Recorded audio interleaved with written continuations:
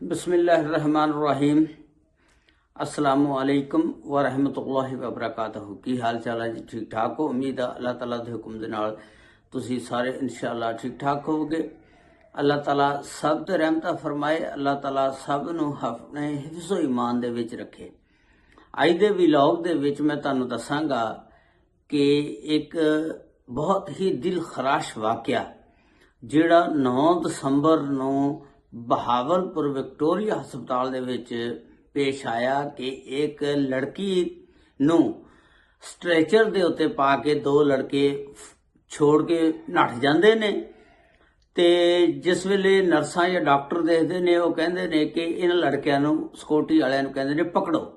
Security guard ਜਿਹੜੇ ਪਿੱਛੇ ਉਹਦੇ ਦੌੜਦੇ ਨੇ, ਦੌੜ ਕੇ ਉਹਨਾਂ 'ਚੋਂ ਇੱਕ ਲੜਕੇ ਨੂੰ ਨੱਪ ਲੈਂਦੇ ਨੇ, ਫੜ ਲੈਂਦੇ ਨੇ ਤੇ ਉਹਦੀ ਮੁਕੰਮਲ ਤਫਸੀਲਾਤ ਅੱਜ ਦੀ ਇਸ ਵੀਡੀਓ ਦੇ ਵਿੱਚ ਮੈਂ ਤੁਹਾਨੂੰ ਦੱਸਾਂਗਾ। ਲਓ ਜੀ, ਜੇ ਚੈਨਲ ਤੇ ਨਵੇਂ ਹੋ ਤੇ ਚੈਨਲ ਨੂੰ ਸਬਸਕ੍ਰਾਈਬ, ਲਾਈਕ ਔਰ ਸ਼ੇਅਰ ਜ਼ਰੂਰ ਕਰ ਦੇਣਾ ਔਰ ਨਾਲ ਘੰਟੀ ਦੇ ਬਟਨ ਨੂੰ ਜ਼ਰੂਰ ਦਬ ਦੇਣਾ ਤਾਂ ਕਿ ਜਦੋਂ ਵੀ ਮੇਰੀ ਨਵੀਂ ਵੀਡੀਓ ਅਪਲੋਡ ਹੋਵੇ ਉਹਦਾ ਨੋਟੀਫਿਕੇਸ਼ਨ ਤੁਹਾਡੇ ਤੱਕ ਪਹੁੰਚ ਸਕੇ। ਇਸ ਤਰ੍ਹਾਂ ਤੁਸੀਂ ਮੇਰੇ ਨਾਲ ਜੁੜੇ ਰਹਿ ਸਕਦੇ ਹੋ। ਇਹ 9 ਦਸੰਬਰ ਦਾ ਵਾਕਿਆ ਬਹਾਵਲਪੁਰ ਵਿਕਟੋਰੀਆ ਹਸਪਤਾਲ ਦਾ। ਇਹ ਇਸ ਤਰ੍ਹਾਂ ਵਾਕਿਆ ਪੇਸ਼ ਆਇਆ ਕਿ ਇਹਦੀ ਸਾਰੀ ਤਫਸੀਲ ਮੈਂ ਤੁਹਾਨੂੰ ਦੱਸਦਾ ਕਿ ਇਹ ਅਸਲ ਲੜਕੀ ਜਿਹੜੀ ਹੁੰਦੀ ਆ ਇਹ ਬਹਾਵਲਪੁਰ ਤਹਿਸੀਲ ਆ ਫੋਟਾਬਾਜ਼ ਦੀ, ਉੱਥੇ ਦੀ ਆ ਤੇ ਇਹਦੇ ਵਾਲਦ ਦਾ ਨਾਮ ਹੁੰਦਾ ਮੁਹੰਮਦ ਇਕਬਾਲ ਔਰ ਇਹਦੇ ਭਰਾ ਦਾ ਨਾਮ ਹੁੰਦਾ ਮੁਹੰਮਦ ਜ਼ੁਹੇਬ।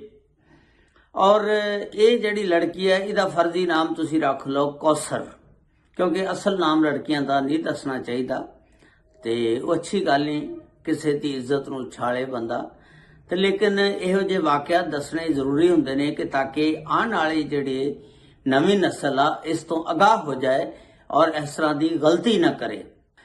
ਇਹ ਇਸ ਤਰ੍ਹਾਂ ਕਿ ਕੌਸਰ ਨੇ ਇਬਤਦਾਈ ਤਾਲੀਮ ਆਪਣੀ ਬਹਾਵਲਪੁਰ ਤੋਂ ਹਾਸਲ ਕੀਤੀ, ਇੰਟਰ ਉੱਥੋਂ ਹੀ ਕੀਤਾ। ਬੜੀ ਲਾਇਕ ਬੱਚੀ ਸੀ ਤੇ ਉਸ ਤੋਂ ਬਾਅਦ ਇਹ ਗ੍ਰੈਜੂਏਸ਼ਨ ਕਰਨੇ ਵਾਸਤੇ ਬਹਾਵਲਪੁਰ ਚਲੇ ਜਾਂਦੀ ਆ। ਉਹ ਸੋਚਦੇ ਨੇ ਕਿ ਇਸ ਬੱਚੀ ਨੂੰ ਉੱਥੇ ਬਹਾਵਲਪੁਰ ਕਿੱਥੇ ਰੱਖਿਆ ਜਾਵੇ। ਫਿਰ ਕਾਫੀ ਦੇਰ ਤੋਂ ਬਾਅਦ ਫੈਸਲਾ ਆਇਆ ਕਿ ਉੱਥੇ ਇੱਕ ਆਸਫ ਟਾਊਨ ਦੇ ਵਿੱਚ ਹਾਸਟਲ ਆ, ਉੱਥੇ ਇਹਨੇ ਰਹਿائش ਅਖਤਿਆਰ ਕਰ ਲਈ।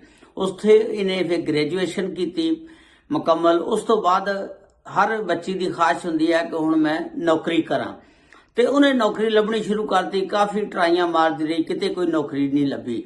ਇੱਕ ਦਿਨ ਫੇਸਬੁੱਕ ਨੂੰ ਚੈੱਕ ਕਰ ਰਹੀ ਹੈ, ਵੇਖ ਰਹੀ ਹੈ, ਇਸ ਤਰ੍ਹਾਂ ਜਿਵੇਂ ਬੰਦਾ ਉਂਗਲਾ ਮਾਰ ਕੇ ਉੱਥੇ ਨੂੰ ਕਰੀ ਜਾਂਦਾ।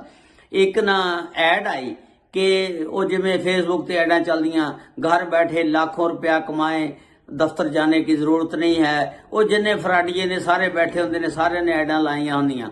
ਉਹ ਵੇਖਦੀ ਆ, ਉਹਨੇ ਕਿਹਾ ਲੈ ਵੀ ਮੈਂ ਵੀ ਇੱਥੇ ਅਪਲਾਈ ਕਰਾਂ, ਦੇਖਾਂ। ਉਸ ਨਾਲ ਫੋਨ ਨੰਬਰ ਦਿੱਤਾ ਹੁੰਦਾ, ਉਸ ਫੋਨ ਤੇ ਉਹ ਕਾਲ ਕਰਦੀ ਆ ਕੌਸਰ। ਜਿਸ ਵੇਲੇ ਕਾਲ ਕਰਦੀ ਆ ਅੱਗੋਂ ਲੜਕਾ ਬੋਲਦਾ ਹਾਂਜੀ।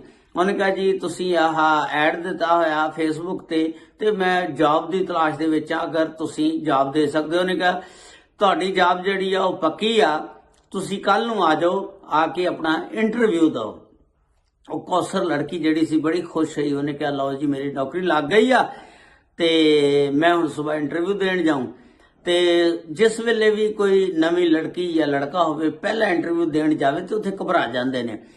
ਗੱਲ ਇਹ ਆ ਵੀ ਘਬਰਾਣਾ ਨਹੀਂ ਚਾਹੀਦਾ। ਬੇਸ਼ੱਕ ਉਹ ਕੱਢ ਦੇਣ, ਕੀ ਕਰਨਗੇ, ਨੌਕਰੀ ਤੇ ਨਾ ਰੱਖਣਗੇ, ਰਿਜੈਕਟ ਕਰ ਦੇਣਗੇ। ਉੱਥੇ ਤੁਸੀਂ ਆਪਣੇ ਅੰਦਰ ਇਸ ਤਰ੍ਹਾਂ ਮਜ਼ਬੂਤ ਇਰਾਦੇ ਨਾਲ ਜਾਵੋ ਕਿ ਤੁਸੀਂ ਉੱਥੇ ਡੋਲੋ ਨਾ।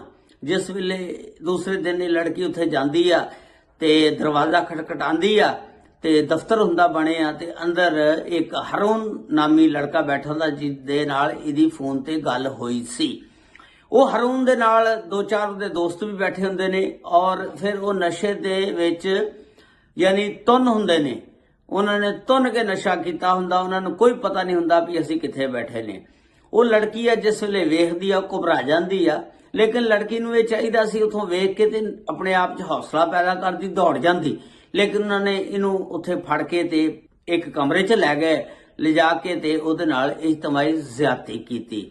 ਇੰਨੀ ਉਹਦੇ ਨਾਲ ਇਜਤਮਾਈ ਜ਼ਿਆਦਤੀ ਕੀਤੀ ਕਿ 2-3 ਦਿਨ ਉੱਥੇ ਰੱਖਿਆ।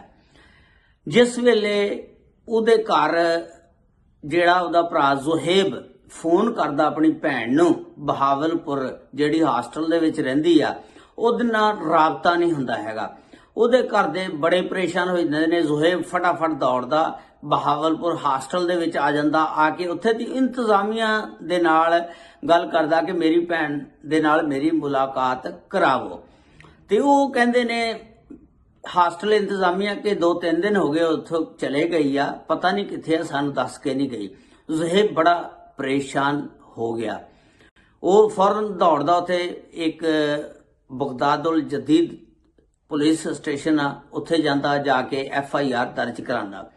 FIR ਦਰਜ ਫਿਰ ਨਾਮਾਲੂਮ ਅਫਰਾਦ ਦੇ ਖਿਲਾਫ ਦਰਜ ਹੋ ਜਾਂਦੀ ਹੈ, ਕਿਉਂਕਿ ਪਤਾ ਤਾਂ ਹੁੰਦਾ ਨਹੀਂ ਵੀ ਕਿੱਥੇ ਗਈ। ਅਗਵਾ ਦਾ ਪਰਚਾ ਦਰਜ ਹੋ ਜਾਂਦਾ।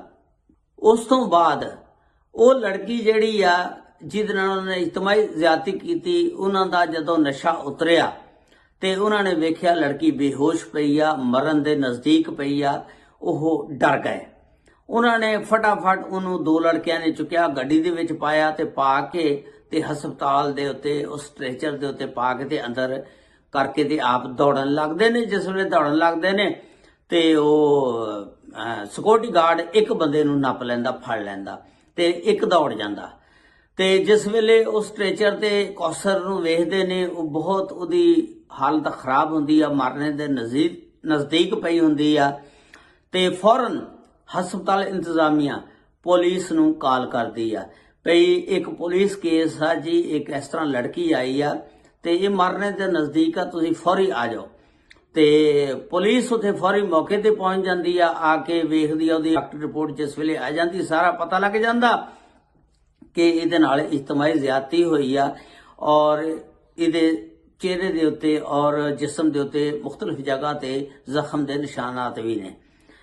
ਤੇ ਪੁਲਿਸ ਨੇ ਫਿਰ ਜਦੋਂ ਦੇਖਿਆ ਇਹ ਸਾਰਾ ਮਾਮਲਾ, ਫਿਰ ਡਾਕਟਰਾਂ ਨੇ ਕਿਹਾ ਕਿ ਇੱਕ ਲੜਕਾ ਵੀ ਆ ਜਿਹੜੇ ਇਸ ਲੜਕੀ ਨੂੰ ਲੈ ਕੇ ਆਏ ਸੀ ਸਟ੍ਰੈਚਰ ਤੇ ਪਾ ਕੇ। ਸਾਡੇ ਸਿਕਿਉਰਿਟੀ ਗਾਰਡਾਂ ਨੇ ਉਸ ਲੜਕੇ ਨੂੰ ਫੜ ਲਿਆ।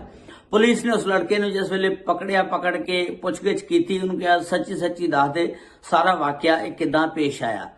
ਉਹਨੇ ਫਿਰ ਦੱਸਿਆ ਕਿ ਇਸ ਤਰ੍ਹਾਂ ਇਹ ਸਾਡੇ ਕੋਲ ਇੰਟਰਵਿਊ ਵਾਸਤੇ ਆਏ ਸੀ, ਹਰੂਨ ਨਾਮੀ ਲੜਕਾ ਸੀ ਤੇ ਅਸੀਂ ਸਾਰੇ ਨਸ਼ੇ ਦੇ ਵਿੱਚ ਧੁੱਤ ਸੀ ਤੇ ਸਾਨੂੰ ਪਤਾ ਨਹੀਂ ਲੱਗਾ ਇਹਦੇ ਨਾਲ ਇਜਤਮਾਈ ਜ਼ਿਆਦਤੀ ਕਿਹਨੇ ਕਿੱਦਾਂ ਕੀਤੀ, ਕਿਵੇਂ ਕੀਤੀ, ਕਿਸ ਤਰ੍ਹਾਂ ਕੀਤੀ। ਤੇ ਜਦੋਂ ਸਾਨੂੰ ਹੋਸ਼ ਆਇਆ ਇਹ ਮਰਨੇ ਦੇ ਨਜ਼ਦੀਕ ਪਈ ਸੀ, ਅਸੀਂ ਹਸਪਤਾਲ ਲੈ ਕੇ ਆਏ ਤੇ ਸਾਨੂੰ ਇਹਨਾਂ ਨੇ ਮੈਨੂੰ ਪਕੜ ਲਿਆ। ਦੂਸਰਾ ਜਿਹੜਾ ਨੱਸ ਗਿਆ। ਪੁਲਿਸ ਹੁਣ ਕਹਿੰਦੀ ਆ ਕਿ ਹੁਣ ਸੱਚੀ ਸੱਚੀ ਦੱਸ ਦੇ ਇਹਦੇ ਵਿੱਚ ਕੌਣ ਕੌਣ ਮੁਲਵਸ ਆ ਤੇ ਹਰੂਨ ਕਿੱਥੇ ਆ, ਉਹਦਾ ਐਡਰੈਸ ਦੇ, ਮੋਬਾਈਲ ਨੰਬਰ ਦੇ। ਇਸ ਤਰ੍ਹਾਂ ਪੁਲਿਸ ਨੇ ਫਿਰ ਉਹਦੇ ਕੋਲ ਲੈ ਕੇ ਡਾਟਾ ਸਾਰਾ ਹਰੂਨ ਨੂੰ ਵੀ ਗ੍ਰਿਫਤਾਰ ਕਰ ਲਿਆ। ਇਸ ਵਾਕਿਏ ਦਾ ਜਦੋਂ DPO ਬਹਾਵਲਪੁਰ ਅਸਦ ਸਰਫਰਾਜ਼ ਸਾਹਿਬ ਨੂੰ ਪਤਾ ਲੱਗਦਾ, ਉਹਨਾਂ ਦੇ ਨੋਟਿਸ ਦੇ ਵਿੱਚ ਗੱਲ ਆਂਦੀ ਆ, ਉਹ ਥਾਣੇ ਵਾਲਿਆਂ ਨੂੰ ਸਖਤੀ ਦੇ ਨਾਲ ਆਰਡਰ ਕਰ ਦਿੰਦੇ ਨੇ ਫਟਾਫਟ ਇਸ ਬੰਦੇ ਨੂੰ ਗ੍ਰਿਫਤਾਰ ਕਰੋ। ਇਸ ਤਰ੍ਹਾਂ ਪੁਲਿਸ ਫਿਰ ਹਰਕਤ ਦੇ ਵਿੱਚ ਆ ਕੇ ਫਟਾਫਟ ਫੌਰੀ ਹਰੂਨ ਨੂੰ ਵੀ ਗ੍ਰਿਫਤਾਰ ਕਰ ਲੈਂਦੀ ਆ। ਜਿਸ ਵੇਲੇ ਹਰੂਨ ਨੂੰ ਗ੍ਰਿਫਤਾਰ ਕੀਤਾ ਗਿਆ, ਉਹਦੇ ਕੋਲ ਸ਼ਨਾਖਤੀ ਕਾਰਡ ਚੈੱਕ ਕੀਤਾ ਗਿਆ, ਦੇਖਿਆ ਕਿ ਉਹਦਾ ਸ਼ਨਾਖਤੀ ਕਾਰਡ ਜਿਹੜਾ ਸੀ ਉਹਦੇ ਉੱਤੇ ਹੋਰ ਹੀ ਨਾਮ ਸੀ, ਉਹਦੇ ਉੱਤੇ ਉਹਦਾ ਨਾਮ ਗੁਫਰਾਨ ਦਰਜ ਸੀ। ਤੇ ਉੱਥੋਂ ਪਤਾ ਲੱਗਾ ਕਿ ਇਹ ਹਰੂਨ ਨੇ ਫਰਜ਼ੀ ਨਾਮ ਰੱਖਿਆ ਸੀ, ਅਸਲ ਨਾਮ ਇਹਦਾ ਗੁਫਰਾਨ ਸੀ। ਇਸ ਤਰ੍ਹਾਂ ਪੁਲਿਸ ਨੇ ਉਹਨੂੰ ਹੱਥਕੜੀ ਲਾ ਲਈ ਔਰ ਲਾ ਕੇ ਤੇ ਥਾਣੇ ਪਹੁੰਚਾ ਦਿੱਤਾ। ਹੁਣ ਉਹਨਾਂ ਉੱਤੇ ਪਰਚਾ ਹੋਏਗਾ, FIR ਦਰਜ ਹੋਏਗੀ ਤੇ ਫਿਰ ਉਹਨਾਂ ਨੂੰ ਸਜ਼ਾ ਹੋਏਗੀ। ਇਸ ਵਾਕਿਏ ਦੇ ਵਿੱਚ ਇੱਕ ਸਬਕ ਇਹ ਹਾਸਲ ਹੋਇਆ ਕਿ ਕਦੀ ਵੀ ਆਪਣੀ ਬੱਚੀ ਨੂੰ ਕਿਸੇ ਜਗ੍ਹਾ ਤੇ ਕੋਈ ਇੰਟਰਵਿਊ ਵੀ ਦੇਣ ਜਾਣਾ ਤੇ ਉਹਦੇ ਨਾਲ ਭਾਈ, ਭੈਣ, ਭਰਾ ਜਾਂ ਵਾਲਦ ਜ਼ਰੂਰ ਜਾਵੇ। ਕੱਲੀ ਬੱਚੀ ਨੂੰ ਕਿਸੇ ਆਫਿਸ ਦੇ ਵਿੱਚ ਨਾ ਭੇਜੋ, ਕਿਉਂਕਿ ਅੱਗੇ ਦਰਿੰਦੇ ਬੈਠੇ ਹੁੰਦੇ ਨੇ ਤੇ ਇਹ ਦਰਿੰਦਿਆਂ ਨੂੰ ਕੈਫਰੇ ਕਿਰਦਾਰ ਤੱਕ ਪਹੁੰਚਾਉਣਾ ਚਾਹੀਦਾ। ਅੱਲਾਹ ਤਾਲਾ ਹਰ ਇੱਕ ਦੀ ਬੱਚੀ ਦੇ ਨਸੀਬ ਅੱਛੇ ਕਰੇ ਔਰ ਉਹਨੂੰ ਇਸ ਤਰ੍ਹਾਂ ਦੇ ਨਾਜ਼ੁਕ ਟਾਈਮ ਤੋਂ ਬਚਾਉਣ ਦੀ ਤੌਫੀਕ ਅਤਾ ਫਰਮਾਏ। ਤੇ ਇਹ ਸਬਕ ਆ ਵਾਲदैन ਵਾਸਤੇ। ਤੇ ਹੋਸ਼ ਦੇ ਨਾਖਨ ਲਵੋ, ਕਦੇ ਵੀ ਆਪਣੀ ਬੱਚੀ ਨੂੰ ਕੱਲੀ ਨਾ ਛੱਡੋ, ਕਿਉਂਕਿ ਦਰਿੰਦੇ ਬੜੇ ਫਿਰਦੇ ਨੇ ਤੇ ਕਿਸੇ ਵਕਤ ਵੀ ਉਹ ਬੱਚੀ ਨੂੰ ਨੁਕਸਾਨ ਪਹੁੰਚਾ ਸਕਦੇ ਨੇ।